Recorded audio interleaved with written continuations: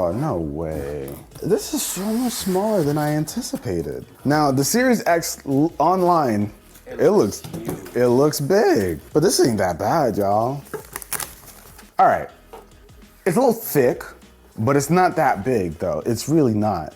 And I just love what they did with the green here. It looks so good. Oh, that's a light. A lot of people thought it was a light, but it's actually not. But this is not bad at all. So this is the Series X, and boom, Series S. Side by side, here you have it. It's insane. And when they showed those diagrams of the Series S, like just kind of falling into this, it absolutely makes sense. I believe this is like 60% smaller. Don't quote me on that, but if I'm right, quote me on that. Now, the Series X has a pretty similar thought process. You got that giant vent on the top, but you've also got vents in the back as well, and even on the bottom. So that airflow is gonna be legit. Now, in terms of ports, it's also pretty similar.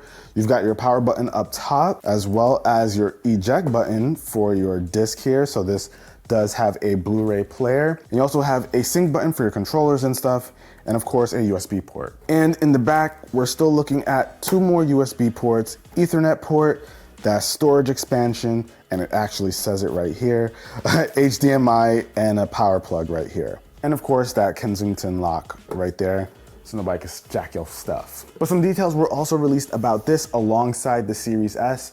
They'll both be available November 10th. And pre-orders actually start September 22nd, which is like super close. This guy's gonna be retailing for 500 bucks, while like we said, this was gonna be 300. Is honestly just how miniature this thing is. I just cannot believe how small, like this is insane. And a quick note for those of you wondering, if you don't wanna have it standing tall like this, how do you put it down? How do you lay it down horizontally? There's actually rubber feet right here on the sides. So you'll actually have it like this. So your disc over here, USB port at the bottom.